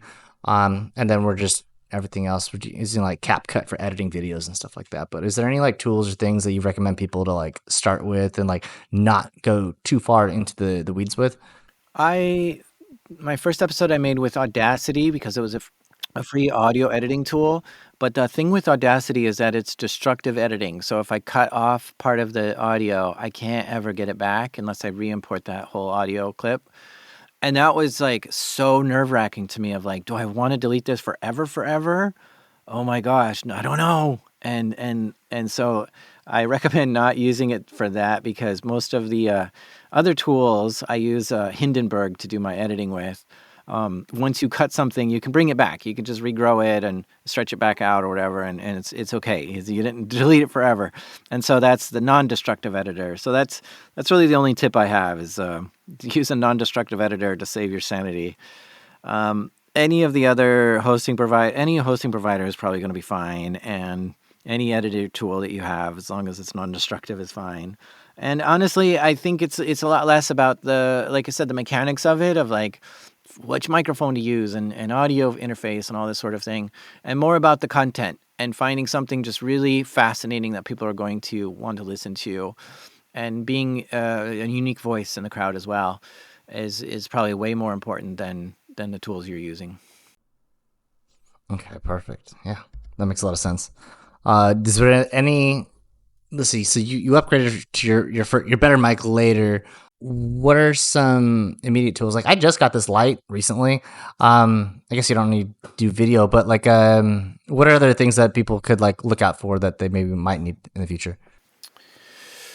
For podcasting, I think if you're going to be investing in it, it's probably a good idea to invest in a course or a book on how to be a better podcaster, or like even if you're like a comedian, like there's courses on how to write jokes, right? So if you're making a funny podcast, be funnier and write your bits out better or something, right? And so like it's not so much sound better because there. So as long as you don't sound terrible, like is you're not talking into a toilet or a potato or whatever, then I think people are going to be very forgiving on stuff. If it's really hard to hear and it's distracting because of it, then that's a problem that you need to sort out. But once you just get past that and you're in like you have a $35 microphone there, and that sounds fine. I have a $400 microphone here, and the difference is like 5%, right? It's a 5% difference or 2% difference. It's really not that different. I guess being able to address the mic is another thing. Like when you're really up close compared to like farther away, or how you're like how the room sounds around it and stuff like that, I think is probably a skill worth practicing as well. Of find that perfect space of where, and then how high the recording level is on the mic as well, so that you're not blowing things out or having those like plosives and pops and stuff. Is probably You can't even do it on your mic. Your mic's so good; it just didn't pick up those. Yeah. So just different techniques and stuff on how to address the mic, I think is probably a skill as well. Yeah, that makes a lot of sense. I'll have some guests on, and like I'll look at the needle, and it's like, can you talk a little bit louder, please? Because you're not even getting picked up, kind of thing. And I have to change it and editing and stuff like that. And Yeah. So for you, I see you talking. I guess your mouth is just above your mic, and so when your air comes out of your mouth, it's going past your mic. But for me, the mic is on my side, and so when I'm talking straight ahead, the plosives and the P's and the pops and stuff the air doesn't hit the mic to cause that sort of sound. And so I like it just off to the side because of that. like this, But it's still pointed at your mouth. like So I like so there's another thing about just like what it is you like. I really like the podcast Criminal and 99% Invisible, Roman Mars. They have this really up close and rich and warm voice that they're using, and I love that like real intimate sound. And so again, it's just like, what is the sound? What sound do I like the most out of all the shows that I'm listening to? How do I replicate that sound? And I fight with my audio producer on this, where he's just like, no, you need to be like 2 feet away from your mic and like this distance and stuff and nice this and that. And I'm like, no, I want the rich, warm tones and the intimacy. I want to be really up close. And he's like, yeah, it doesn't work that way. So we argue about it. I mean, if those were the two examples, I think it does sound significantly better when it's like up and close. Specifically, your podcast. Like, I don't know if all podcasts can do it, but I think Yeah, we meet in the middle. I don't go to the distance that he wants. He wants half me the episode you're out here, the other half episode you'll be closer. I think he wants me at 2 hang loose distances, and I want to be at like 1 inch distance, which is here. Oh, And yeah, okay, I see so the he's middle like, now. why don't we make it one hang loose distance, 1 fist away from the mic, and he's got me there. So I've set my my audio interface to be ideal at that space, which is where I am now. Yeah. Yeah, it's because it's too obnoxious to be like way super loud like all the time and right up in your ears and stuff like that. So that's what he's like. It's just like, whoa, back up, bro. You're in my private space. Like, fine. I'm probably the worst. I'm probably too big of a fan because I've already listened to like you for like at least hours at this point. So like it doesn't matter how far you are. Like if it's closer, it still sounds good to me. I'm probably the worst person to take the advice from because you probably want somebody who's like fresh and it's like, hey, listen to this guy. How is he? And he's like, hey, he's a little close. Like I don't know this guy. Like, Yeah. Yeah, it is. It's kind of funny to think about. Is like, well, like if I'm like super right up close, like an inch away, and a lot of people when they're listening to the podcast, they've got like earbuds in their head, right? It's not even like yeah, outside their head; it's inside their ear. And so, really, if you were like to imagine, my mouth is just like 1 inch away from your ear, and that's just fascinating to have someone's head like mouth that close to you when you're talking. There's a really deep well you could go into on sound design as well. There was I can't remember his name, Brian Koenig or something like this. Where Brandon, he made the podcast Wolverine, and the sound design in there is really fantastic because what he'll sometimes use is two microphones that are at the distance of where your ears are, and they record like it's kind of an acting show where there's like actors on a stage and stuff, right? So he'll actually have them walk, from inside a house to outside, and you can hear the difference between what a room sounds like compared to what outside sounds like, and you can actually hear it in the show of like, wow, we've actually gone outside. But not only that, it's this binaural two microphone recording, so you can hear one actor in this ear and the other actor in this ear, and the way he's holding the mics is very close to where your ears would be. And so he's just like such a stickler on like having the most authentic sounding recording you could possibly get to make it feel like you're actually there. And it's just incredible somehow some of the depths that some people go with their immersiveness on the way the audio sounds. And I love that. I really love that.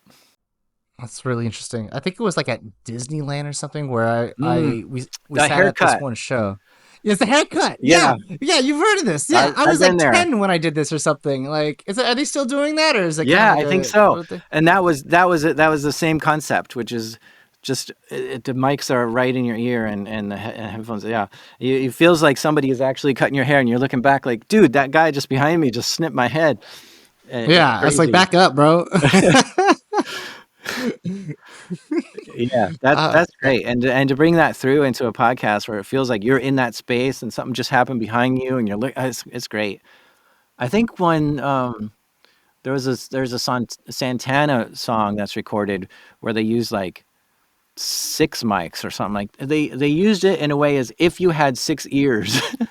And then if you had 6 ears, how would this sound? And it is so deep and rich in the recording, and polyphonic, I think, is the Santana. If you look up YouTube polyphonic Santana, you'll probably find this, and it's just like, whoa, that's a listen with headphones on. You'll be like, man, there is stuff happening all around my head. So this brings us into like the world of a couple years ago. I had ear surgery. My left ear, the bone. There was three bones in your ear: the hammer, the anvil, and the stirrup. And one of them had grown too large, and my bones wouldn't vibrate in the way that you should. And so I couldn't hear very well in my left ear. And so I got ear surgery, fixed that bone. I got a titanium bone in my ear. And so this gave me, suddenly I was able to listen to stereo sounds for the first time as an adult. And yeah, it gave me a whole new thing to explore, which is this whole world of audio and how things are balanced and stereo and all this kind of stuff, which I was just listening in mono all this time. Oh, really? Yeah. Wow. So what was something that you like re-listened to, and then you're like, have you guys always been hearing it like this? Like, damn. Yeah, yeah. The Beatles is really good at having a very rich stereo sound, but I think Billie Eilish was what really tripped me up because she has like 30 voices in each one of her songs. It's Their songs seem very simple in mono, where it's just her singing and maybe a beat and a very simple bass line or something. There's not much to it in mono, but in stereo, I'm hearing so many voices, and I can hear them far away, I can hear them close up, I can hear them in front of me, I can hear them behind me, and suddenly that just had like a million layers of texture that I had never heard before, and I was like, "Holy cow! This is incredible production. I can't believe the production of this. That's terrific. Have you also been to like shows and also heard such good quality after surgery? Not so much at shows. I've been to a few concerts, but the difference really hasn't come through. That's a good question. So I had been to Tool like 6 times, and then I went to Tool again after surgery, and I didn't notice a big difference. So I'm surprised I didn't see that. Radiohead was another one that I thought was really good at doing a rich. You see them live? I haven't. I wish I did. Are they still perform? They're not performing anymore. No, are they? they have the Smile now, which is something they're going around performing. So it's just Tom York and Johnny Greenwood in the Smile. Maybe they've got a drummer too. I don't know, but it's that they've been touring, but not Radiohead. Radiohead's my favorite. In Spotify Wrapped last year and again this year, I was in the top like 0.1% of listeners for Radiohead. Okay. What other artists? Oh my gosh. Pull up your Spotify. I mean, I go into crazy genres. So right now I'm currently listening to a ton of Russian art music, which is like classical Russian piano with like some almost like an opera like singing over it, which is like a poem that they're singing or something like that. And I've just been listening to that on repeat for about 2 weeks now.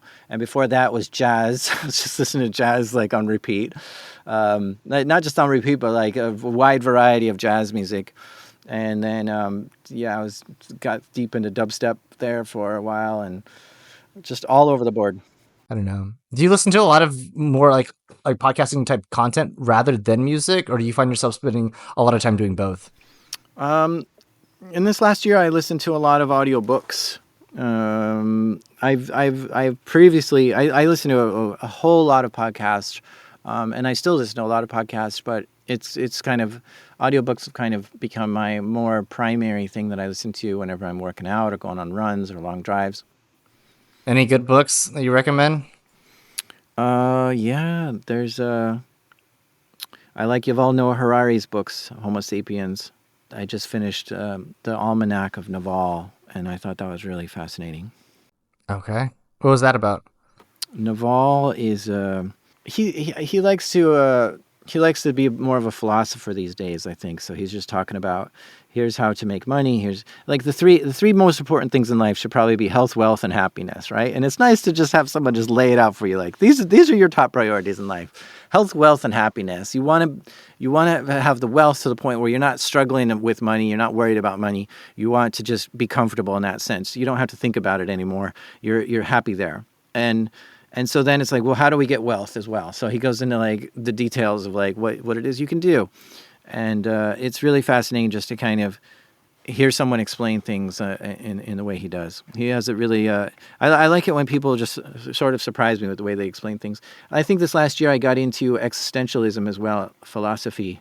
And so I listened to Sartre and Camus and Simone de Beauvoir and even Nietzsche quite a bit. And try to fully understand this philosophy. And this is the thing I do is I want to like grasp it and understand it and take notes and then try to explain what I think of it before I move on to the next thing, because I think there's a lot, maybe even better philosophies out there for me. But until I fully understand this one and I can articulate what it is I love about it, then I'm going to stay with it, because I don't want to just like have it half baked in my head and move on. I think when I was learning about cybersecurity, writing about cybersecurity is what helped me get my like language skills to be able to talk eloquently about it. And I think the same thing is going on with philosophy right now. Is writing about philosophy is helping me get better at philosophy so that I can actually understand myself better and be able to speak eloquently about it. And I'm working on that, and I can't wait to get to that point with philosophy.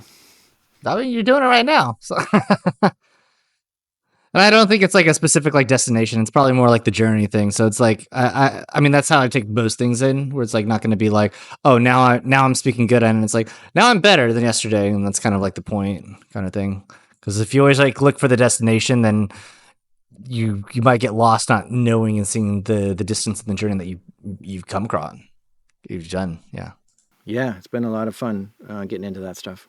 Well, thank you so much, Jack. I really appreciate you being on the podcast. I really thank you so much for all these book suggestions, sharing us more about, the insights of Darknet Diaries, and as well as with your life. Is there anything that you'd like to promote or share? Anything else that is going on in your life personally or with the podcast as well? No, I'm not here to promote anything. I'm just happy to be hanging out with you for a couple hours. This was a lot of fun. Thank you for having me. Oh yeah, it was terrific fun. Thank you so much for being here. I would love it if you could do an intro to my podcast too, just like an audio one, and I could insert it in. Yeah. Would you be able to do that? For sure. Okay. I'll let you create. I'll give you creativity to say whatever you want, or just opening it up. You're listening to Hackers to Founders with Chris Magistrato. Perfect. 10 out of 10. We're going to use that in the openings and maybe for the rest of them. We'll see. All right. Well, thank you so much. I hope you really enjoyed your Christmas. I hope you enjoy your New Year's. I'll let you know more about how the video is going to be set up, and I'll let you know along the way. Thank you so much for being a guest on our show. It's been really appreciate you having here. I know that great things will happen. Keep reading up. Get some really happy philosophers in there too. Nietzsche's kind of sad, but I want you to get some good stuff in there too. So I'll send you some stuff for a good philosophical diet. I love it. Cool. Right, thanks for having me. Thank you so much for your time. All right. Have a good one. Of course.